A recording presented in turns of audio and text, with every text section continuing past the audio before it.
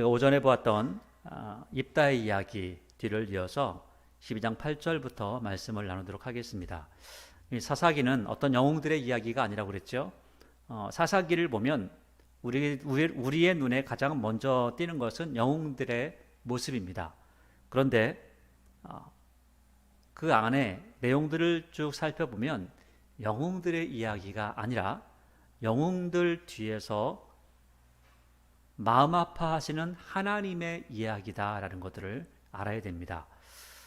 하나님께서 이스라엘 백성들에게 가나안이라는 땅을 주셨죠. 그리고 가나안이라는 땅을 주시고 나서 그들에게 한 가지 명령을 하십니다.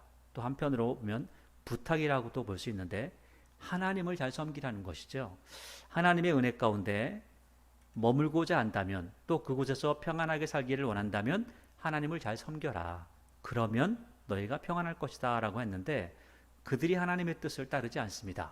그래서 어려움이 닥쳐오죠.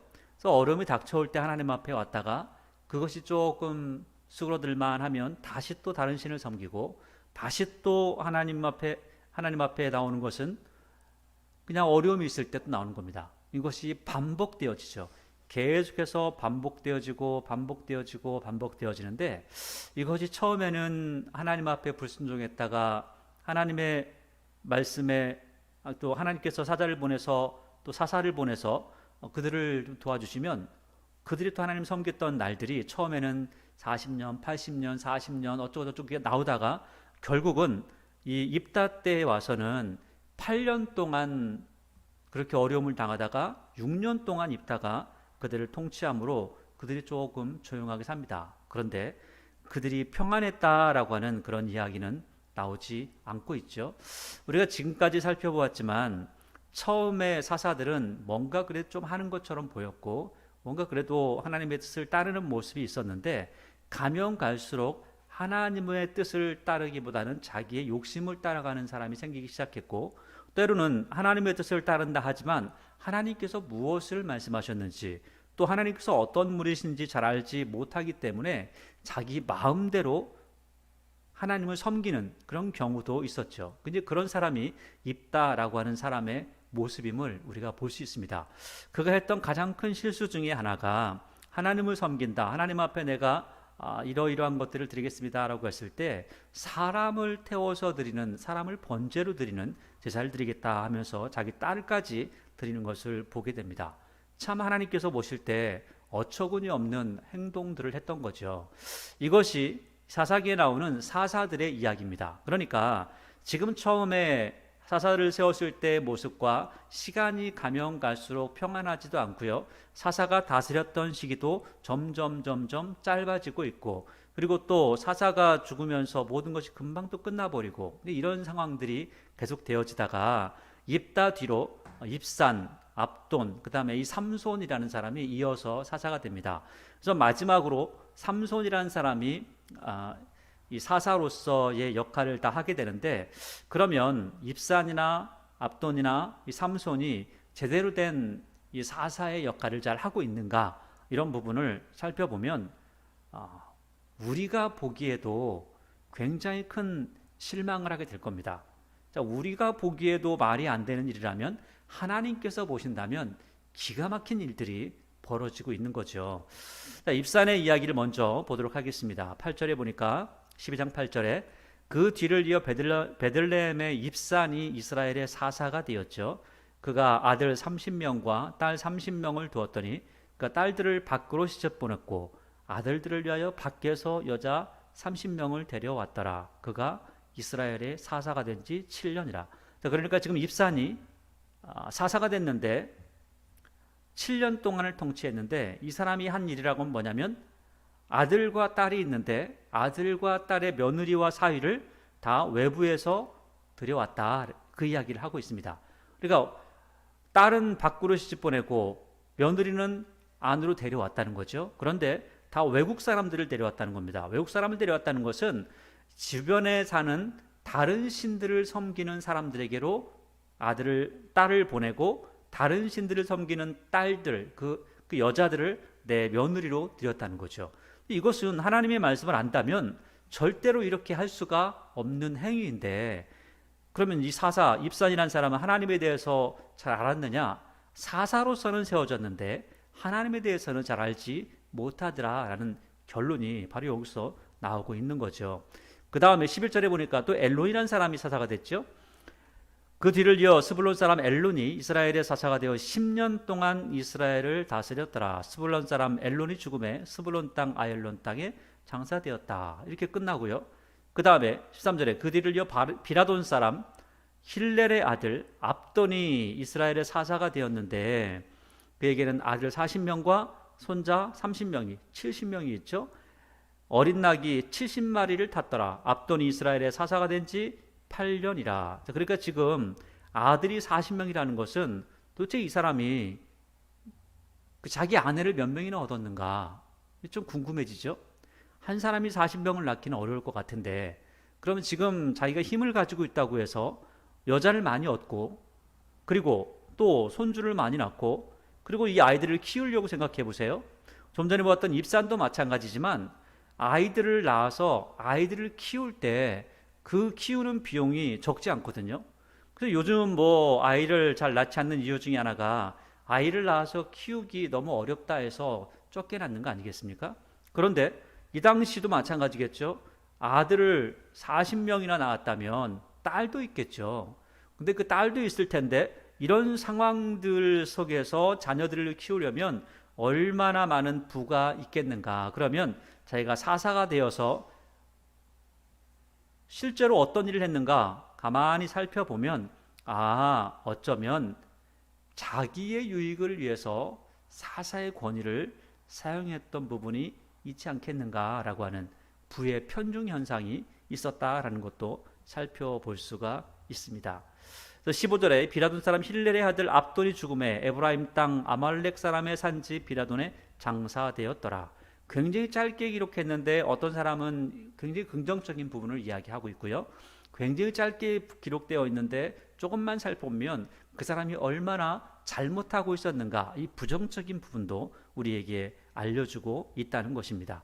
자, 13장 말씀이 시작이 되어지는데 13장은 삼손이라는 사람이 일을 하는 겁니다. 자, 그런데 지금까지 그러니까 12장 15절까지 이야기와 13장 1절부터 이야기는 좀 다른 이야기가 펼쳐지는 것을 볼 수 있습니다. 12장 15절까지의 말씀은 하나님께서 사사를 세우셨죠. 사사를 세우실 때 있는 사람을 하나님께서 쓰셨다라고 이렇게 이야기를 하고 있습니다. 그런데 13장에서는 아직 태어나지 않은 존재를 하나님께서 쓰시겠다라고 이야기를 하고 있습니다. 또 이때뿐만 아니라 나중에 더 가면 사무엘상에 가게 되면 아직 태어나지 않은 애를 두고 그 어머니와 계약을 또 맺는 것도 보게 됩니다. 이 세 가지의 경우가 여러분들이 좀 기억을 해야 될 경우인데 지금까지 12장 15절까지의 내용은 이겁니다. 하나님께서 일을 하시려고 하니까 하나님께서는 하나님 스스로 오셔서 모든 것들을 행하지 않으시죠? 그렇게 하지 않습니다. 하나님께서 행하는 건 쉽습니다. 그냥 와서 죽이면 됩니다. 그런데 그렇게 하지 않습니다. 하나님께서는 항상 사람들을 통하여서 일을 하시죠. 사람들을 사용하신다는 겁니다. 사람들을 통해서 하나님의 사역, 하나님의 역사를 이루어 가신다는 거죠. 그러니까 만약에 사람이 없다면 하나님께서는 일을 하기가 어렵습니다. 그래서 사람이 있어야지만이 하나님의 역사도 이루어져 간다는 거죠. 모세가 있었기 때문에 출애굽이 있었던 거고요. 여호수아가 있었기 때문에 가나안 땅을 정복할 수 있었던 겁니다. 그 다음에 어려움이 있을 때에 사사들이 있었기 때문에 그 모든 어려움들을 이겨낼 수가 있었다는 거죠. 그런데 오늘 놀랍게도 13장 말씀, 13장 1절을 보면 이런 말씀을 하고 있습니다. 이스라엘 자손이 다시, 여러분 또 다시 이런 경우가 너무너무 많이 나오죠. 근데 다시 여호와의 목전에 악을 행하였으므로, 악을 행했다는 게 뭐겠어요? 하나님이 아닌 다른 신을 섬긴다는 겁니다. 우리가 입다의 경우도 오전에 살펴보니까 입다가 있을 당시 이스라엘 백성들이 온갖 잡신들을 다 섬기고 있죠. 주변 나라의 모든 신들을 따라가서 다 섬기고 있습니다. 그런데 누구는 버렸어요? 하나님은 버렸습니다. 참 기가 막힌 일이죠. 그런데 오늘 또 13장 1절을 보니까 하나님 앞에 여호와의 목전에 악을 행하였다라는 거죠. 악을 행했다는 것은 하나님이 아닌 다른 신들만을 섬기고 하나님은 버렸다는 거죠. 근데 그 뒤를 보니까 여호와께서 그들을 몇 년 동안이요? 40년 동안 블레 사람의 손에 넘겨주셨습니다. 자, 이건 기록적인 이야기입니다. 이 기록적인 이야기예요.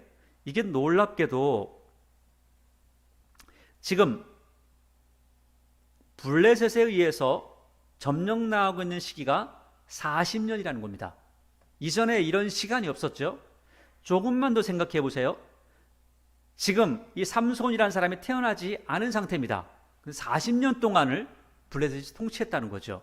블레셋이 또 그러면 삼손이 태어나고 자라고 삼손이 하나님 앞에 쓰임 받는 시기가 언제쯤 될까요? 아마도 성경에서 하나님께서 사람을 쓰신다라 할 때는 30세 이후에 쓰신다 이렇게 말씀하고 있습니다. 이런 것을 보게 되면 아마도 30살 정도에 썼겠죠. 하나님께서 쓰셨겠죠. 그러면 지금도 40년인데 삼손을 낳고 자라는 시간까지 다 합하면 70년 정도의 시간을 압제당하고 있다는 거예요. 그런데 조금 더 생각해 보세요. 40년 동안 왜 이렇게 길게 고통 가운데 있을까요? 왜 하나님께서 근데 사람을 또 세우지 않으실까요? 사람이 없는 겁니다. 다른 말로 쓸만한 사람이 없습니다. 하나님께서 그래도 뭐 이런저런 여러 가지 많은 흠이 있다 할지라도 하나님을 조금 몰라도 그래도 쓸만한 사람이 있으면 쓸 텐데, 또 어느 한 구석이라도 있으면 쓸 텐데, 나중에 보세요. 삼손도요, 하나님께서 쓰시는데 딱 한 가지 붙잡고 씁니다. 이 사람이 믿음이 있기 때문에 쓰거나 뭐 이 사람이 가지고 있는 하나님을 향한 특별한 열심이 있기 때문에 쓰거나 그렇지 않습니다. 그게 아니라 하나님께서 약속하신 게 하나, 머리카락 하나 자르지 않았다는 것만으로 씁니다. 기가 막힌 이야기입니다. 하나님께서 얼마나 답답하실까라고 하는 내용을 삼손의 이야기가 모든 것들을 다 얘기해 줍니다. 우리는 삼손의 이야기를 들으면서 엄청난 영웅의 이야기로 듣죠. 엄청난 영웅의 이야기로 생각을 하는 경우도 많이 있습니다.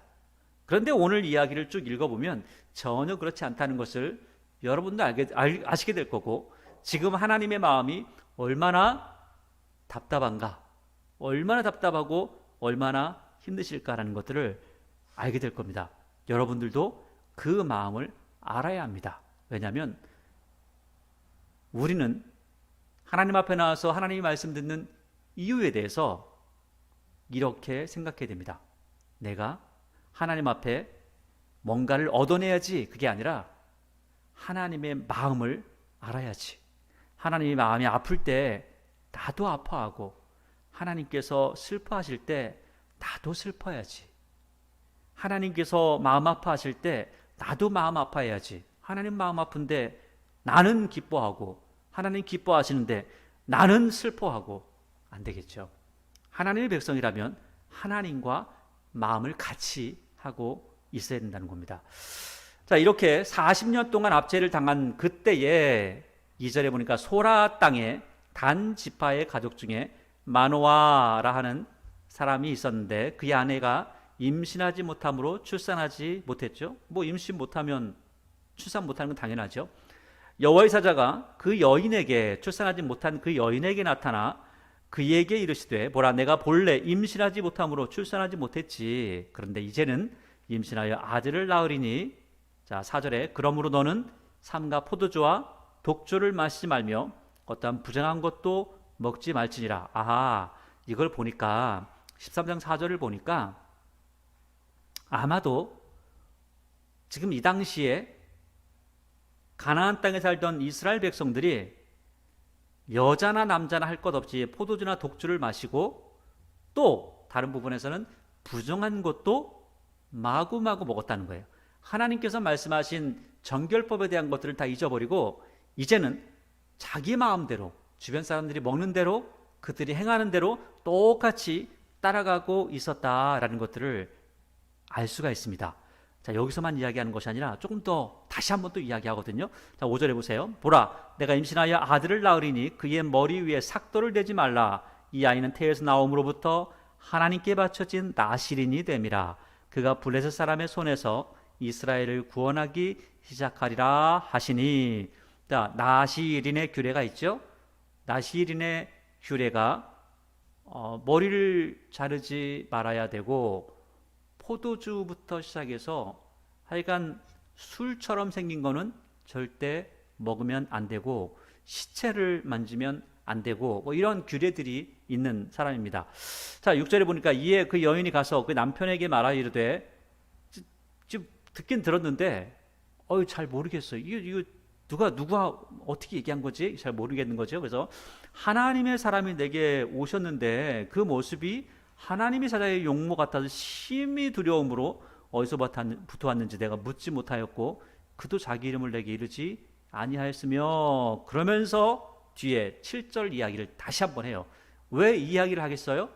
이게 중요한 이야기이기도 하지만 지금 이 당시의 사람들이 이처럼 하기 때문에 이 부분에 대해서 이 여자도 다시 한번 이것을 되씹어서 이야기해 주는 겁니다. 해주는 게 뭐라고 하냐면, 그가 내게 이르시되 보라, 내가 임신하여 아들을 낳을 텐데 포도주 독주를 마시지 말고 이제부터 그가 어떤 부정한 것도 먹지 말라. 이 아이는 태에서부터 그가 죽는 날까지 하나님께 바쳐진 나신이 됨이라 하더이다 하니라.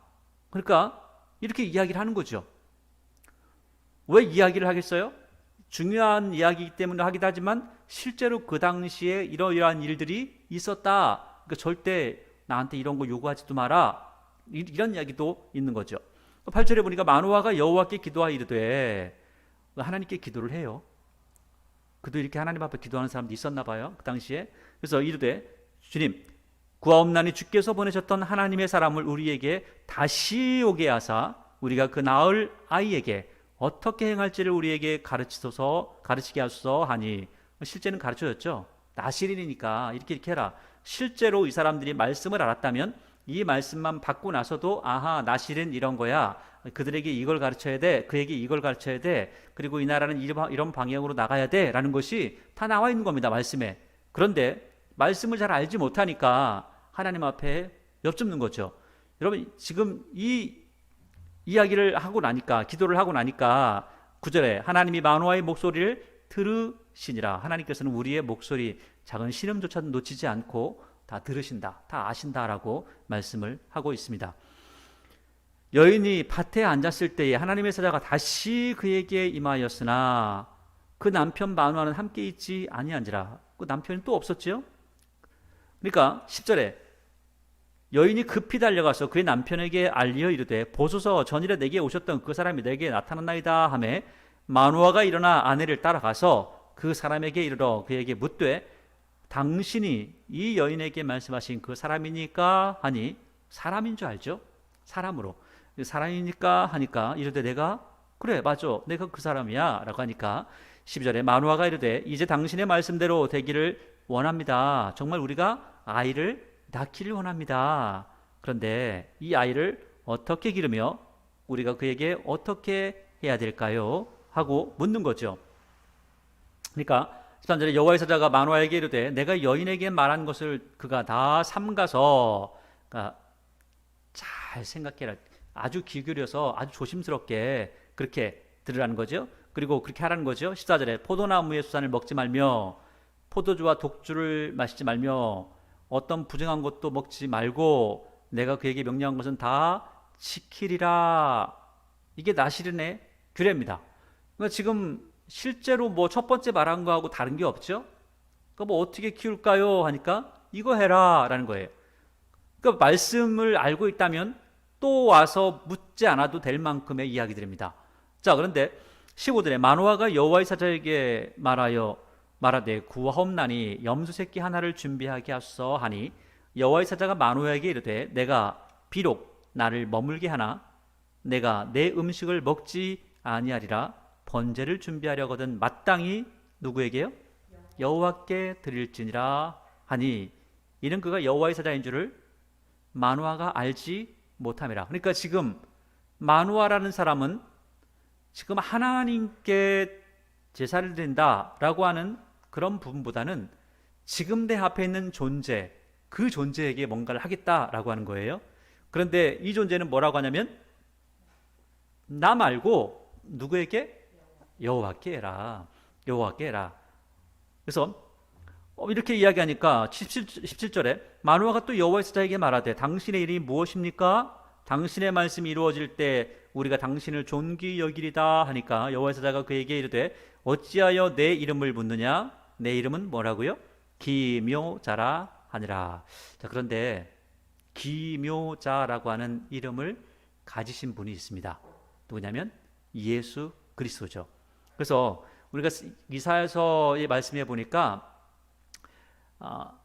하나님의 아들이 오실 때 그 아들의 이름이 기묘자 이렇게 이야기하고 있죠. 아주 신비하고 초월하신 존재라고 하는 것들을 이야기합니다. 그러니까 18절 말씀을 쭉 읽어보니까 아하, 지금 여호와의 사자로 해서 오신 이분은 예수 그리스도의 모습이구나, 예수 그리스도의 현현이구나 라는 것들을 우리가 볼 수가 있게 됩니다. 그러니까 예수님께서 구약에서도 여호와의 사자라고 하는 이름으로 이렇게 나타나신 경우가 있었다라는 거죠. 그러니까 사사기에서도 이렇게 나오고 나중에 스가랴서에도 보면 여호와의 사자가라고 하는데 이 여호와의 사자를 이야기할 때 그 사자가 아마도 예수님이었다라는 성경학자들의 공통된 의식입니다. 그리고 또 그렇게 이야기를 하고 있고 또 그렇게 이야기해야 하고 그렇게 알아야지만이 그렇게 생각해야지만이 그 뒤에 내용들이 이어지는 것도 보게 됩니다. 자, 이렇게 19절 이에 마노아가 염색과 소재물을 가져다가 바위 위에서 여호와께 드리매. 자, 지금 앞에 있는 여호와의 사자에게 한 게 아니라 여호와께 드렸죠. 여호와께 드리니까 이적이 일어난지라 마노아와 그의 아내가 본즉 불꽃이 제단에서부터 하늘로 올라가는 동시에 여호와의 사자가 제단 불꽃에 휩싸여 올라간지라 마노아와 그의 아내가 그것을 보고 그들의 얼굴을 땅에 대고 엎드리니라. 그 전까지는 멋바닥에 서서 얼굴 보고 얘기했는데 갑자기 기적이 일어나니까 무서워졌죠. 납작 엎드려서 살려주세요 라고 하는 거죠. 21절에 여호와의 사자가 마노아와 그의 아내에게 다시 나타나지 아니하니 마노아가 그제야 그가 여호와의 사자인 줄 알고 그의 아내에게 이르되 우리가 하나님을 보았으니 반드시 죽으리라 하니까 그의 아내가 이렇게 이야기하죠.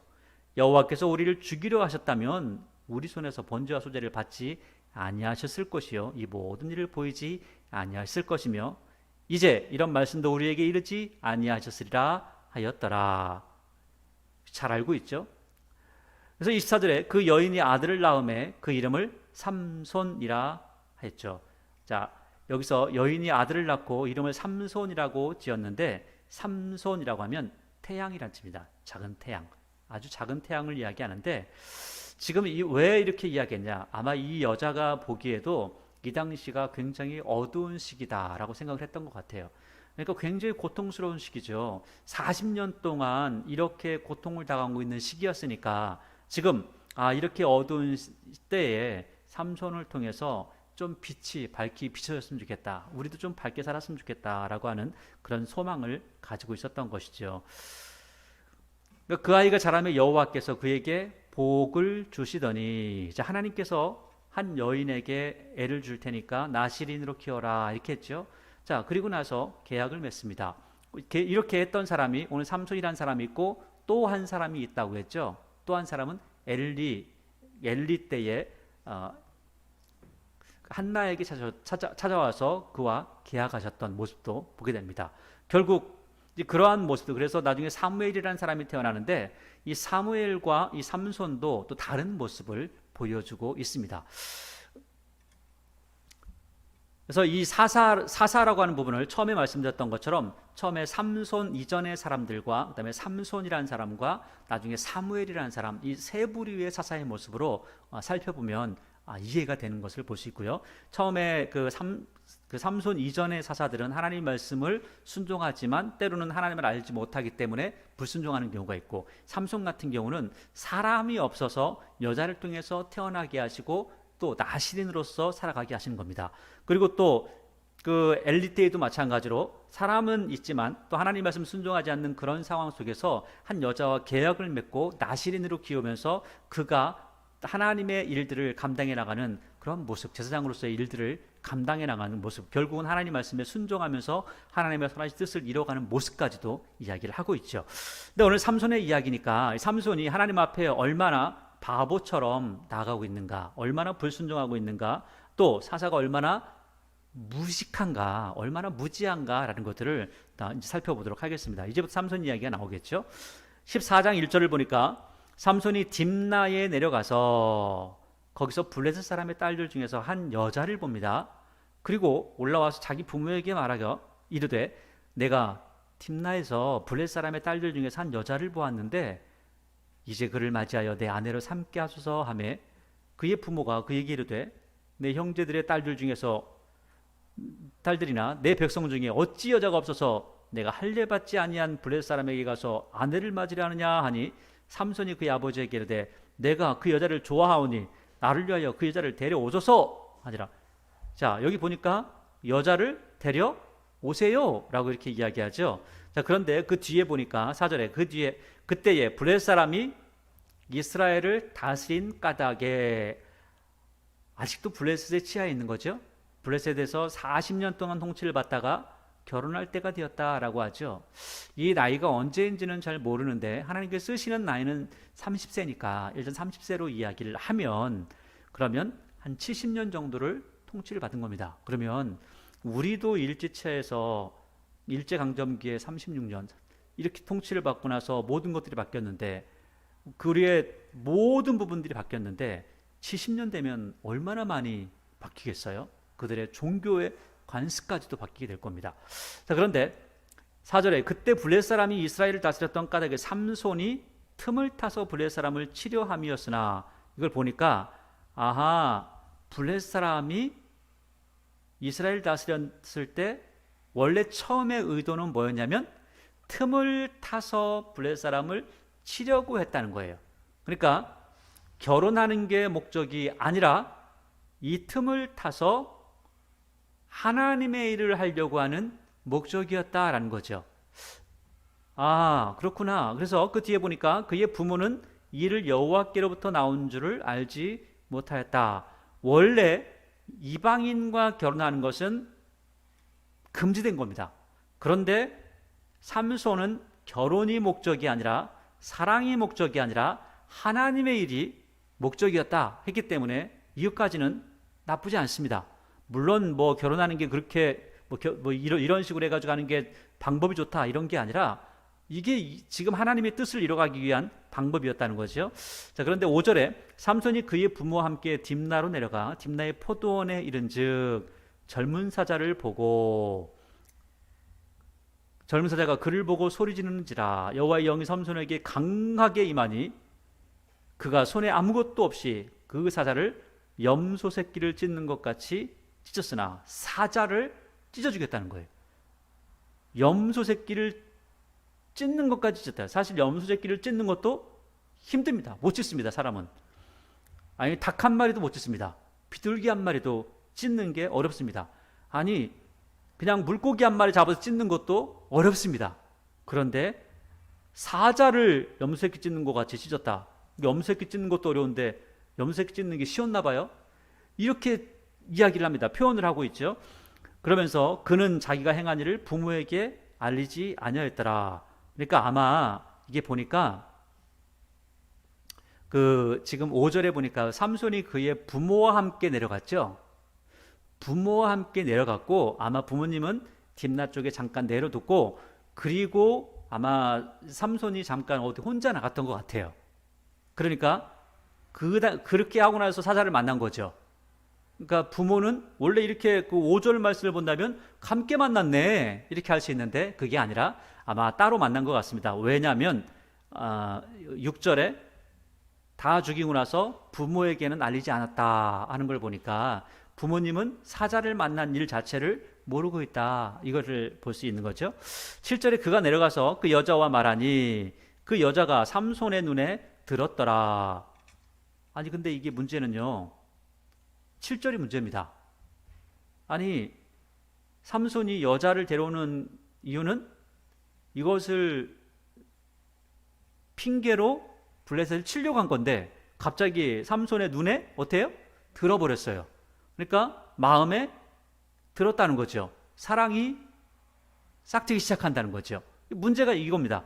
자, 그리고 나서 이게 문제가 되는 거예요.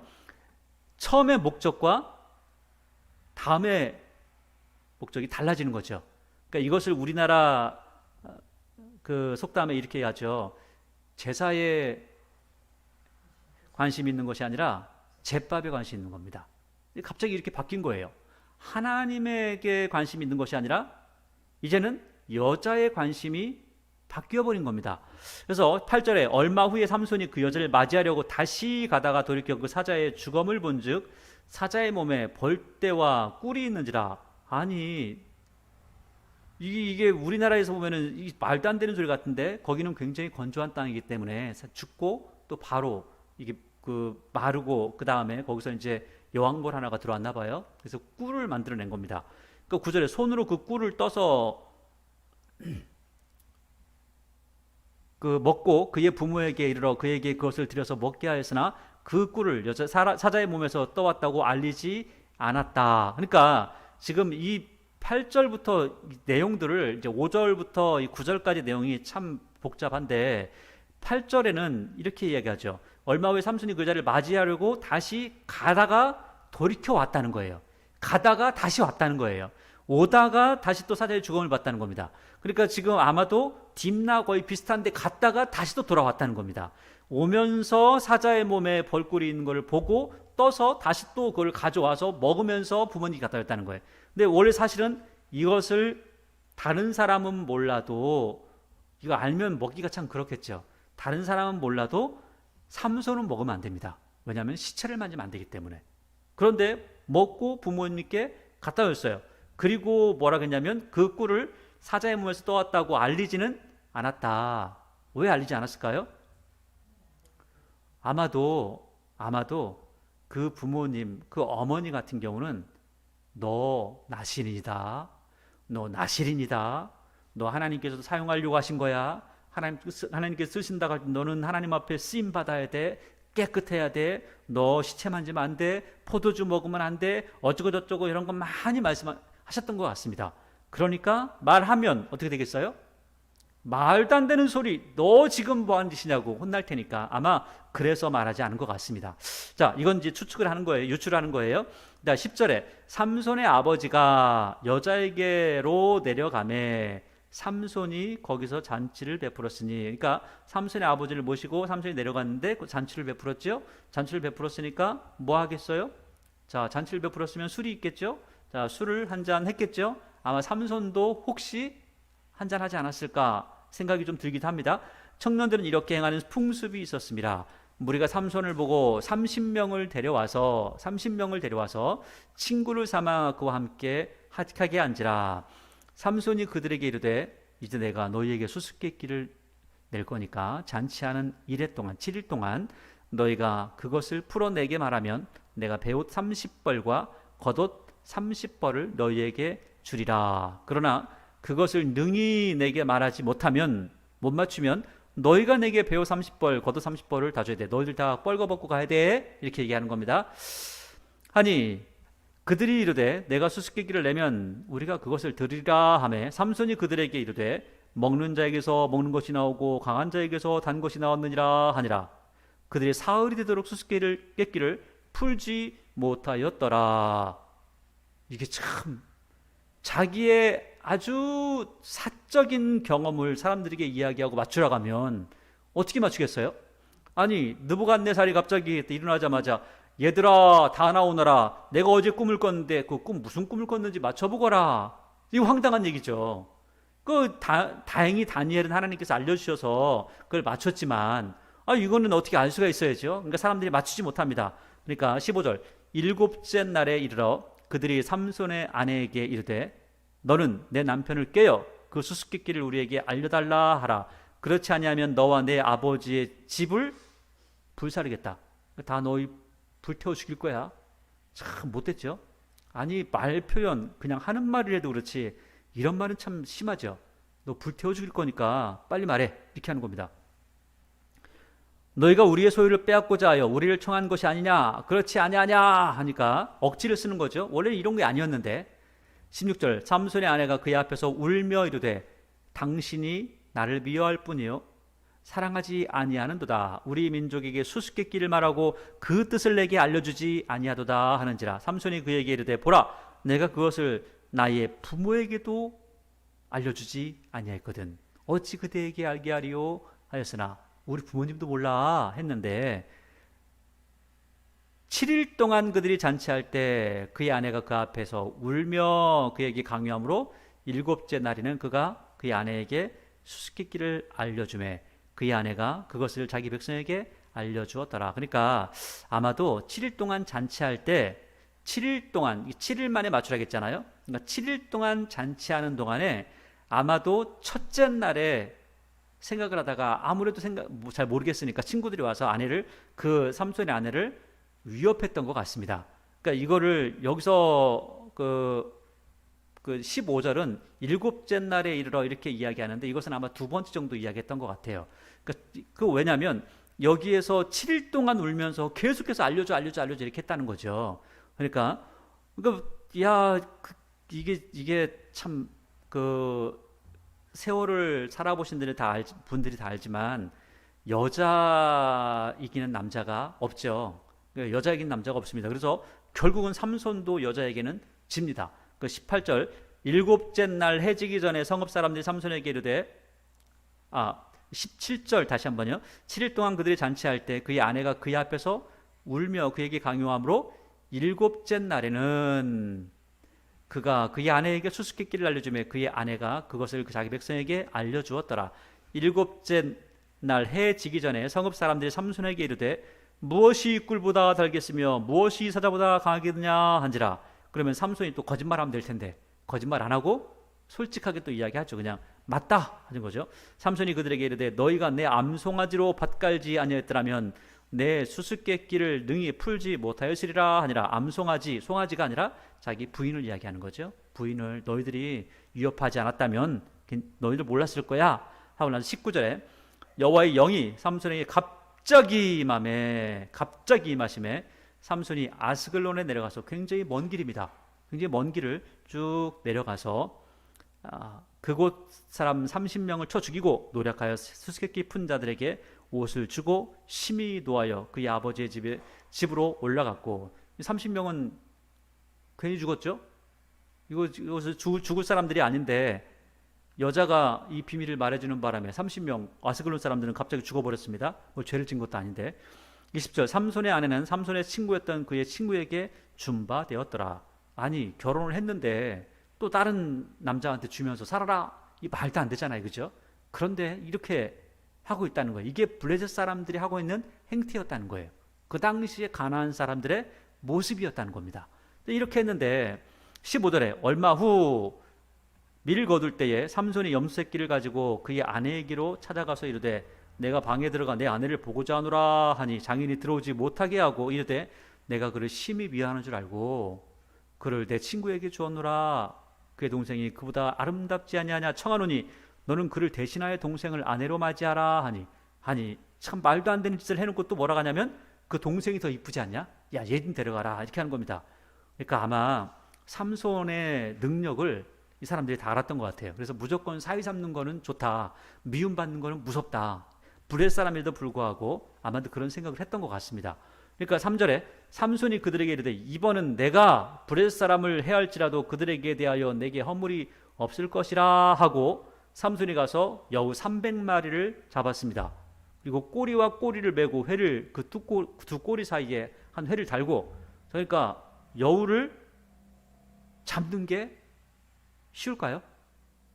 아니 고양이 한 마리 잡는 것도 어려운데 여우를 잡았어요.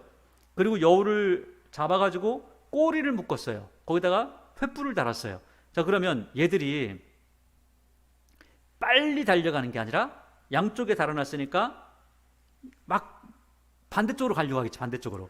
그러면 속도가 굉장히 느리게 천천히 가면서 다 태우고 있다는 거예요. 300마리나 있으니까 150마리를 다 결의를 해가지고 이렇게 묶어놨잖아요. 그러니까 불이 엄청나게 크게 난 겁니다. 그래서 5절에 회에 불을 붙이고 그것을 블레셋 사람들의 곡식밭으로 몰아들여서 곡식단과 아직 배지 아니한 곡식과 포도원과 감람나무를 사른지라. 블레셋 사람들이 이르되 누가 이 일을 행하였느냐 하니 사람들이 대답하되 딥낫 사람의 사위 삼손이는 장인이 삼손의 아내를 빼앗아 그의 친구들에게 준 까닭이라 하였더라. 블레셋 사람들이 올라가서 그 여인과 그의 아버지를 직접 불살랐죠. 불태워 주겠다는 거예요. 굉장히 잔인합니다. 이 사람들이 한 행태가 이랬다는 거예요. 삼손이 그들에게 이르되 너희가 이같이 행하였은즉 내가 너희에게 원수를 갚고야 말리라 하고 블레셋 사람들의 정강이와 넓적다리를 크게 쳐서 죽이고 내려가서 에담바위 틈에 머물렀더라. 정강이와 넓적다리를 쳤다라는 것은 완전히 끝장을 내버렸다. 너무 잔인하게 그냥 죽여버렸다. 화가 나서 끝장냈다. 이런 뜻을 가지고 있는 거죠. 그리고 나서 집에 들어가지 못하고요. 에담바위 틈에 숨어 있습니다. 그 집에는 못 들어가는 거예요. 그 9절에 이에 블레셋 사람들이 올라와서 유다의 진을 치고 블레셋 사람들이 유다의 진을 치고 레이에 가득했습니다. 그러니까 지금 블레셋 사람들은 해변에 있는 사람들인데 해변에 있는 사람들이 유다 산지까지 올라왔다는 거예요. 굉장히 위협스러운 상황이 된 거죠. 근데 유다에 와서 진을 치고 레이에 가득하니까 10절 보면 기가 막힌 이야기를 합니다. 유다 사람들이 이르되 너희가 어찌하여 올라와서 우리를 치느냐? 그들이 대답하되 우리가 올라온 것은 삼손을 결박하여 그가 우리에게 행한 대로 그에게 행하려 함이로다 하는지라. 유다 사람 3,000명이 한 명도 아니고 3,000명이 에담바위 틈에 내려가서 삼손을 만납니다. 삼손을 만나고 나서 이렇게 말을 해요. 너는 삼손아, 너는 블레셋 사람이 우리를 다스리는 줄 알지 못하느냐? 생각해 보세요. 블레셋 사람이 이스라엘 백성을 다스립니까? 하나님께서 다스리는 겁니까? 지금 하나님께서 다스리기 위해서 삼손이라고 하는 사사를 보내셨어요. 그런데 삼손이라는 사람이 사사로서의 인정을 받지 못하고 오히려 우리는 블레셋 사람의 지배 아래 있다라고 이야기를 하고 있다는 거예요. 지금 사람들의 인식 자체가 사사가 왔음에도 불구하고 사사를 사사로 생각하는 것이 아니라 그냥 어떠한 사람으로만 인식하고 있다는 거죠. 하나님께서 저 사람을 통해서 우리의 구원을 이루어 가신다라고 하는 생각 자체가 없다는 겁니다. 우리가 성경을 볼 때는 사사라고 해서 삼손을 이야기하지만 지금 사사기의 마지막 때 마지막 사사를 딱 볼 때는 사람들이 사사를 사사로 인정하지 않는 시대가 됐다는 거예요. 굉장히 어려운 시대가 됐죠. 하나님께서 사람을 선택해서 그를 사사로 세웠는데 이제는 그 사람이 사사로 인정도 못 받습니다. 하나님께서 통치하시는데 하나님의 통치를 인정하지도 않습니다. 내가 어찌하여 우리에게 이같이 행하였느냐? 삼손이 그들에게 이르되 그들이 내게 행한 대로 나도 그들에게 행하였노라. 야, 걔들이 내 아내 죽였잖아. 불태웠잖아. 나도 불태웠어. 그리고 죽였어. 라고 이야기하는 거죠. 지금 사사인 삼손이 사사로서 나라를 위해서 싸우는 겁니까? 하나님을 위해 싸우는 겁니까? 아니면 자기 자신의 개인의 원수를 갖는 겁니까? 개인의 원수를 갖고 있습니다. 이런 상황이 됐다는 거예요. 12절 그들이 삼손에게 이르되 우리가 너를 결박하여 블레셋 사람의 손에 넘겨주려고 내려왔노라 하니 삼손이 그들에게 이르되 너희가 나를 치지 아니하겠다고 내게 맹세하라 하매 그들이 삼손에게 말하 이르되 아니라 우리가 다만 너를 단단히 결박하여 그들의 손에 넘겨줄 뿐이요 우리가 결단코 너를 죽이지 아니하리라고 새 밧줄 둘로 결박하고 바위 틈에서 그를 끌어내니라. 삼손이 레이의 이름에 블레셋 사람들이 그에게로 마주 나가며 소리 지를 때 여호와의 영이 삼손에게 갑자기 임하심에 지금 하나님께서 삼손에게 갑자기 임하세요. 하나님께서 그와 늘 함께 하시지도 못하고 그냥 갑자기 그래서 갑자기 임하시고 일을 하시고 또 함께 하지 않으시다가 또 갑자기 임하시고 또 일을 하시고 그런데 그 뒤에 보니까 그의 팔 위에 밧줄이 불탄 삼과 같이 그를 결박되었던 손에서 떨어진지라. 삼손이 나귀의 새 턱뼈를 보고 손을 내밀어 집어들고 그것으로 1000명을 죽이고. 아니 1000명을 죽였는데 옆에 막대기도 있을 거고 옆에 돌도 있을 거고 뭐든지 있을 텐데 꼭 집어도 뭘 집어요? 나귀의 새 턱뼈. 아니 오래된 턱뼈도 아니고 새 턱뼈, 죽은 지 얼마 안 된 거. 꼭 이런 시체를 만지고 꼭 하지 말라는 것들은 꼭 골라서 하고 있죠. 지금 이 상황 속 13장에서만 봐도 지금 뭔가 말이 안 되는 짓을 하고 있는데, 성경 전체 특별히 하나님께서 야 나시리는 이런 거다라고 말씀하신 것을 아는 상황에서 이걸 본다면 말도 안 되는 짓을 계속해서 하고 있다는 겁니다. 그래서 그러면서 하는 말이 뒤에 16절, 이르되 나귀의 턱뼈로 한 더미 두 더미를 쌓았으며 나귀의 턱뼈로 내가 1000명을 죽였도다. 신났죠. 아주 잘했다고. 하나님께서는 참 왜 이렇게 철이 없냐 이렇게 하시는데 지금 자기는 잘했다고 이야기를 하고 있는 겁니다. 그리고 나서 17절, 그가 말을 마치고 턱뼈를 자기 손에서 내던지고 그곳을 라맛 레이, 턱뼈를 가지고 산을 쌓았다 이렇게 얘기하는 거죠.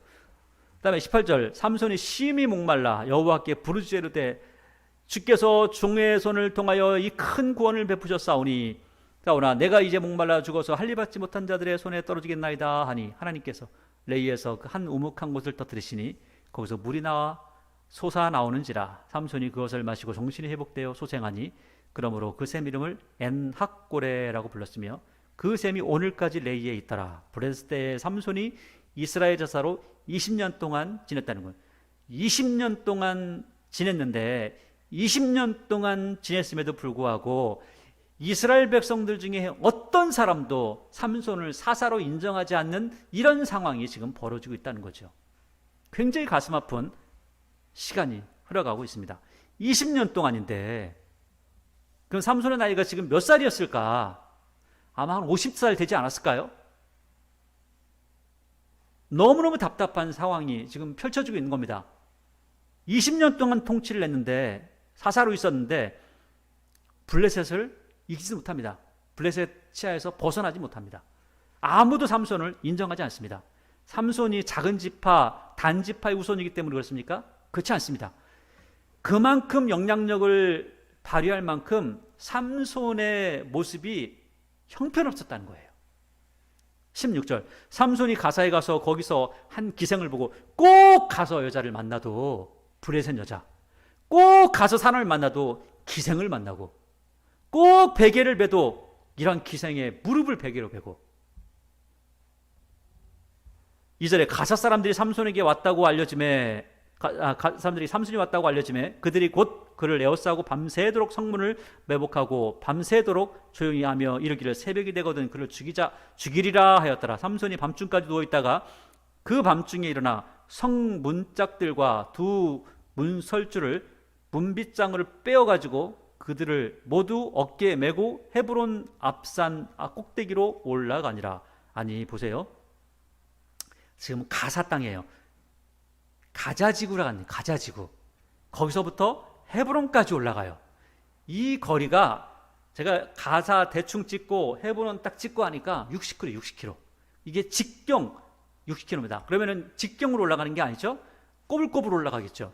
그러면은 가사는요, 지금 그 바다에서 가깝기 때문에 굉장히 낮은 지역입니다. 헤브론은요, 높습니다. 거의 900m가 돼요. 그런데 그 길을 어떻게 올라가요? 맨손으로 올라가는 것도 아니고 문짝을 메고 가요. 문짝만 메고 갑니까? 문설주까지 메고 가요. 그거를 업고 가는 거예요. 우리는 그냥 가방만 메고 가는 것도 힘든데, 아니 맨손으로 가도 힘든데, 지금 이 삼손이 하는 짓을 보니까 아주 엄청나게 큰 거를 지고 간다는 거예요. 아마도 그걸 지려면 체구도 컸을 것 같아요. 거인이었을 것 같습니다. 힘도 좋고. 야, 그래서 지고 헤브론 앞산 꼭대기로가 아니라 그 사람들이요, 죽여야지 하고 기다리고 있다가 쫓아가려다가 기가 막혀가지고 못 따라가는 거예요. 무서워서. 야, 저거 지고 가는데 저거 따라가다 우리 죽겠다. 그런 생각을 하는 겁니다. 4절에 이후에 삼손이 소래골짜기에 들릴라라 이름하는 여인을 사랑하며, 꼭 사랑을 해도 또 누굴 사랑해요? 소래꼴짜기에 또 들리라고 하는 또 이 여자를 또 사랑하는 거예요.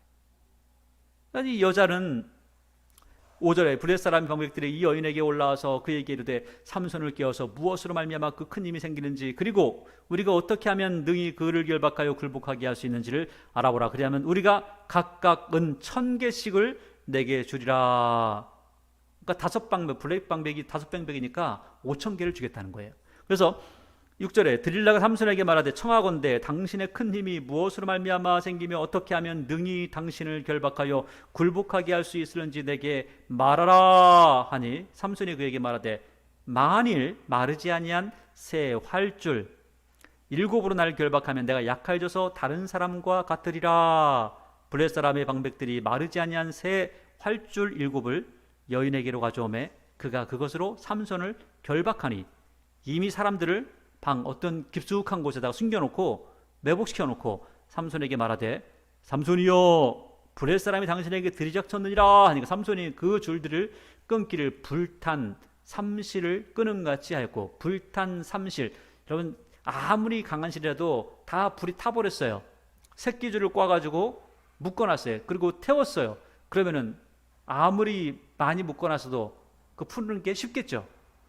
그런지 그런 상황이라는 거예요. 힘이 얼마나 좋은지.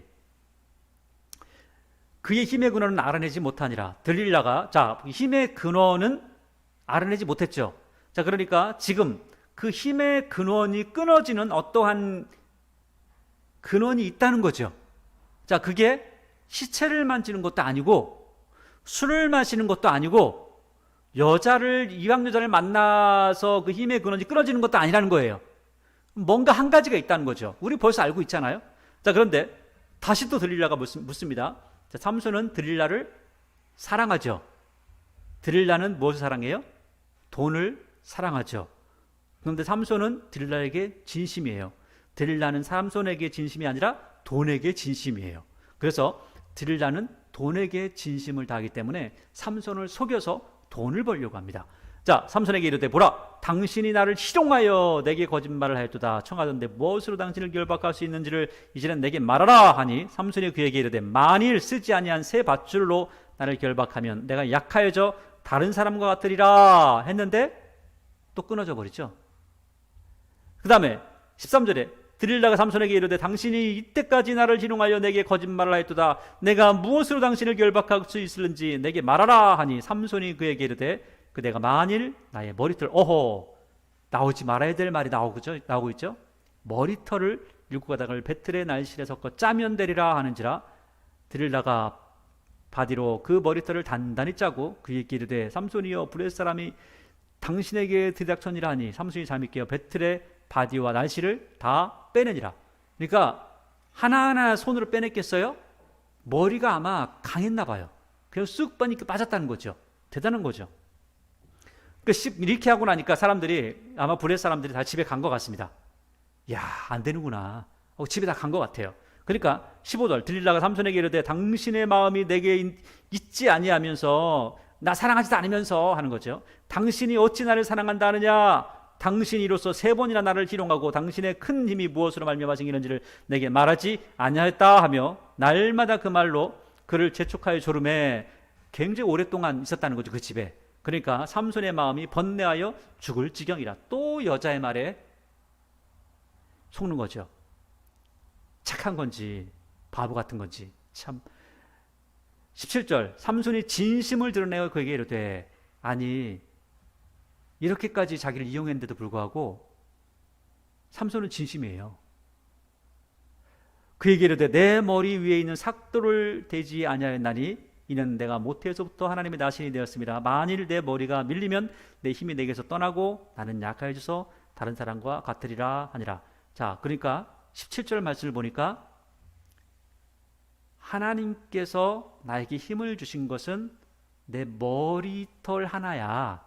이거를 자르면 나는 힘이 없어져 라는 걸 알고 있어요? 모르고 있어요? 알고 있어요. 알고 있는데 자기가 머리를 자르고 머리카락을 자르고 깎고 힘이 없어져 본 적이 있어요? 없어요? 없어요. 경험해 보지는 않았는데 하나님의 뜻이라는 건 알아요. 그러니까 혹시 아닐 수도 있어 라고 하는 생각도 있었을지 모르겠어요. 아마 이 말을 하면서 들릴라가 내 머리를 절대 깎지 않을 거야, 머리카락을 다 자르지 않을 거야 라고 생각을 했을까요? 자를 거라고 생각을 했을 겁니다. 아마 나 이제 사랑에 내 목숨을 걸리라 그렇게 했을까요? 아마 그랬을지도 모르겠어요. 어쩌면 하나님께서 그렇게 말씀하셨다고 내가 부모님으로부터 들었는데 아마 그러지 않을 거야 라고 생각했을지도 모르겠습니다. 굉장히 무지한 사사의 모습이죠. 무책임한 사사의 모습이기도 합니다. 자기 자신의 힘을, 하나님께 주신 힘을 자기 자신을 위해서 쓰는 그 모습을 볼 수 있다는 거죠. 18절, 들릴라가 삼손이 진심을 다 알려주므로 사람을 보내요. 사람들 다 보냈다가 다시 또 불러들이는구나. 블레 사람들의 방백들을 불러 이르되 삼손이 내게 진심을 알려주었으니 이제 한 번만 올라오라 하니 블레셋 방백들이 손에 은을 가지고 그 여인에게로 올라오니라. 들릴라가 삼손에게서 자기 무릎을 베고 자게 하고 사람을 불러 그의 머리털 7가닥을 밀고 괴롭게 하여 본즉 그의 힘이 없어졌더라. 들릴라가 이르되 삼손이여 블레셋 사람이 당신에게 들이닥쳤니라 하니 삼손이 잠을 깨며 이르되 내가 전과 같이 나가서 몸을 떨치리라 하였으나 여호와께서 이미 자기를 떠나신 줄을 깨닫지 못하였더라. 사람이요, 당해보면 압니다. 당하지 않으면 옛날하고 똑같은 줄 압니다. 그러니까 어르신들이요, 신호등이 딱 바뀔 때 파란불이 얼마 있으면 꺼지네, 막 뛰어요. 그리고 넘어지세요. 왜 그럴까요? 내 마음은 청춘이에요. 그런데 내 다리는 노년이 된 거죠.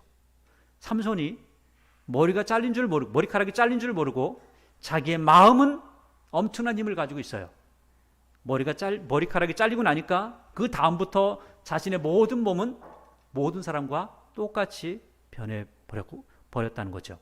그래서 21절 큰 소리를 쳤는데 21절 블레셋 사람이 그를 붙잡아 그의 눈을 빼어 끌고 가사에 내려가, 굉장히 먼 길입니다. 가사까지 눈 다 빼버리고 내려가 놋줄로 메고 그에게 옥에서 맷돌을 돌리게 하였더라. 이 맷돌을 돌리는 거죠.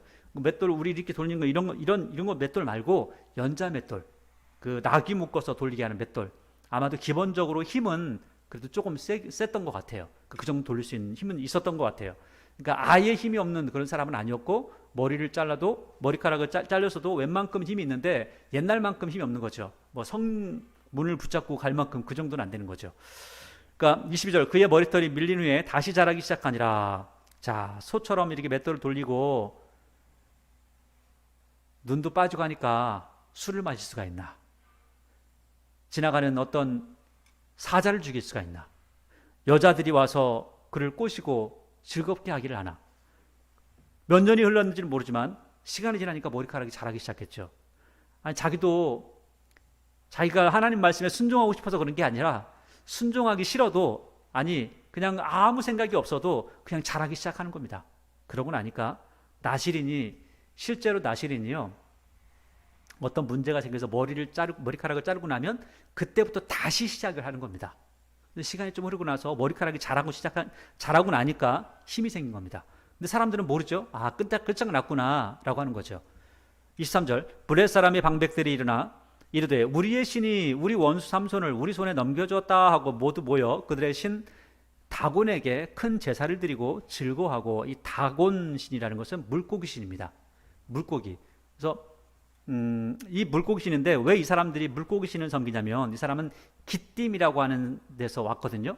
이 기띔이라고 하는 것은 성경에서 구브로라고 하고요, 키프로스라고 하는 섬입니다. 구브로라고 하는 섬은 그 사도 바울이 바나바와 더불어 처음으로 갔던 그런 곳이기도 해요. 바나바의 고향이기도 하죠. 근데 여기에서 온 사람들이기 때문에, 이 사람들은 섬이니까 그 섬에서 왔기 때문에 물고기를 섬기는 겁니다. 물고기 신을 섬기는 거죠. 24절 백성들도 삼손을 보았으므로 이르되 우리의 땅을 망쳐놓고 우리의 많은 사람을 죽인 원수를 우리의 신이 우리 손에 넘겨주었다.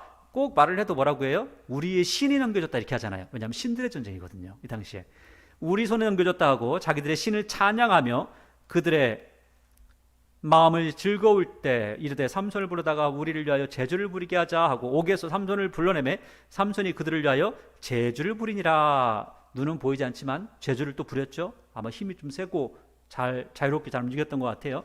그래서 삼손을 두 기둥 사이에 세웠더니 이 당시에 이 기둥, 그러니까 지금 여기 이곳은 어디냐면 이 다곤이라는 신의 신전이라고 하는 거죠. 이 신전이 있는데 신전은 나무로 신전을 만들었는데 그 신전의 기둥들이 굉장히 많죠. 근데 이 당시에 뭐 건축 그 기술이 지금처럼 뭐 뛰어난 때가 아니니까 기둥들을 촘촘하게 나눴습니다. 촘촘하게 나눴는데 그 가장 큰 기둥은 중간에 있겠죠. 그 중간에 그 기둥에다 세워준 겁니다. 그래서 두 기둥에 세웠더니 삼손이 자기 손을 붙든 소년에게 이르되 나에게 이 집 버틴 기둥을 찾아, 그러니까 가장 중요한 기둥을 찾아 그것을 의지하게 하라 하니라. 그 집에는 남녀가 가득하니 브렛의 모든 방백들도 거기서 있고 지붕에 있는 남녀도 3,000명이에요. 그러니까 지금 이 신전이 얼마나 큰지 알 수가 있죠. 그 위에 지붕에 몇 사람이 있다고요? 3,000명. 그 엄청나게 큰 그 신전을 만들었다는 거죠. 그리고 다 삼손이 제주 부리는 것을 보더라. 삼손이 여호와께 부르짖으되 주 여호와여 구하옵나니 나를 생각하옵소서. 하나님이여 구하옵나니 이번만 나를 강하게 하사 나의 두 눈을 뺀 브렛 사람에게 원수를 단번에 갚게 하옵소서 하고. 아니, 이 기도의 내용도 참 우습죠. 하나님, 마지막으로 하나님의 일을 감당케 하옵소서, 이게 아니라 내 원수를 갚아야 되겠습니다. 아니, 자기 원수를 갚는 것도 중요하지만 자기가 누군지를 알아야죠. 그런데 이렇게 기도하고 있다는 거예요. 그러니까 이런 걸 보니까 사사기에 지금 삼손, 마지막 사사였던 삼손의 모습을 보니까 야, 참 사사라고 하는 존재도 이렇게밖에 안 됐구나. 그러니까 지금 이 사사기가 얼마나 어두웠는지 그것을 알려주고 있는 겁니다. 그러니까 29절, 삼손이 집을 버틴 두 기둥 가운데 하나는 왼손으로 하나는 오른손으로 껴 의지하고, 이렇게 껴 의지했다. 그 기둥이 뭐 이렇게 껴 의지할 만한 게 아니죠. 그러니까 아마도 이것을 밀지 않았을까, 그런 모습을, 왜냐하면 단어 자체가 그런 모습으로 볼 수 있습니다. 그래서 30절에 삼손이 이르되 브렛 사람과 함께 죽기를 원하노라. 아니, 함께 죽으면 또 어떻게 해요, 그죠? 원래 자기는 살아야지, 사사니까. 그런데 하고 힘을 다하여 몸을 굽히매 그 집이 무너져 그 안에 있는 모든 마백들과 온 백성에게 덮치니 삼손이 죽을 때에 죽인 자가 살았을 때에 죽인 자보다 더욱 많았더라. 그 형제와 아버지의 온 집이 다 내려가서 그의 시체를 가지고 올라와서 소라와 에스다올 사이 그의 아버지 마노아의 장지에 장사하니라. 삼손이 이스라엘 사사로 20년 동안 지냈는데 삼손을 누가 알아요? 누가 인정해요? 아니, 입 닦아지는 사람들이 좀 인정하고 살았어요. 근데 삼손은 누가 인정해? 아무도 인정 안 하지. 여러분, 우리는 사사기를 보면서 영웅을 찾습니다. 난세에는 영웅이 있다고, 지금 이 시대에도 영웅이 있어야 된다고 우리는 그렇게 이야기를 합니다. 근데 하나님께서는요, 하나님의 통치가 있다면 영웅이 아니라 아무것도 하지 않는 것 같지만, 아무도 없는 것 같지만 많은 사람들이 지도자로서의 일들을 잘 감당할 수 있다라고 말씀하고 있습니다. 하나님을 알게 되면, 하나님을 제대로 알게 되면 아무것도 공부하지 않는 것 같지만 하나님을 알수록 세상을 더욱더 확실하게 알 수 있다고, 그리고 올바른 정치도 할 수 있고 올바른 통치뿐만 아니라 올바른 삶을 살아가고 평화로운 삶을 살 것을 말씀하고 있습니다. 하나님을 알지 못하니까 대단한 영웅 삼손 같은 사람이 나와도 20년 동안 사사로 있어도 아무도 인정하지 않습니다. 그리고 그때 평안이 있었을까요? 아니에요. 사사로 있었는데도 불구하고 블레셋에게 계속해서 통치를 받고 있습니다. 이게 사사기의 내용입니다. 지금 하나님께서 사사기에 삼손이 있을 때의 이 상황을 보시면서 삼손이 마지막으로 하나님 앞에 기도할 때 그 기도를 들으시면서, 그래, 내가 이 기도만은 들어줄게, 내가 마음이 아프다, 네가 나를 위해서 이렇게 일하는구나, 그렇게 하셨을까요? 아니요. 하나님이 이 기도를 듣긴 듣지만, 아니, 머리가 길어서 그가 그렇게 하는 것을 그렇게 두고 보시지만 마음은 굉장히 아프신 거죠. 하나님의 뜻이 하나도 이루어지지 않습니다. 오늘 사사기를 보면서 우리는 지금 이 시대에 과연 하나님의 뜻이 이루어지고 있는가? 삼손이 그러했던 것처럼 혹시라도 내가 하나님의 말씀에 이렇게 거역하진 않는가? 하나님을 욕되게 하지 않는가? 내가 하나님을 믿는다고 하는데 누구도 하나님을 믿는 사람으로 인정받지 못하는 그러한 모습으로 서진 않는가? 그것을 살펴봐야 되겠죠. 오늘 16장까지 내용이 사사들의 내용입니다. 그리고 17장부터는요, 더 기가 막힌 내용들이 나옵니다. 종교가 얼마나 타락했는지 다시 한번 이야기를 하고 있죠. 우리 사사기를 계속해서 볼 텐데 지금 사사들의 내용을 여러분들이 보시면서 다시 한번 쭉 읽어보시기 바랍니다. 그리고 하나님께서 얼마나 마음이 아프실까? 하나님, 우리는 영웅을 바랬는데 영웅을 바랄 게 아니라 하나님을 제대로 믿는 것이 더 중요하군요. 우리는 영웅을 바라보고 그를 의지하려고 했는데 하나님을 의지하고 하나님의 은혜 가운데 머무는 게 훨씬 더 지혜로운 거군요 라고 하는 이 믿음을 가지고, 이 고백을 가지고 하나님 앞에 나아가시길 바랍니다. 그래서 하나님께서 보시고, 야, 너는 정말 성경을 제대로 읽었구나. 그리고 제대로 읽은 만큼 내가 나의 뜻을 잘 행하기를 원하는구나. 하나님을 감동시키고 하나님 앞에 기쁨이 되는 여러분과 저의 모습이 되기를 바랍니다. 기도하겠습니다.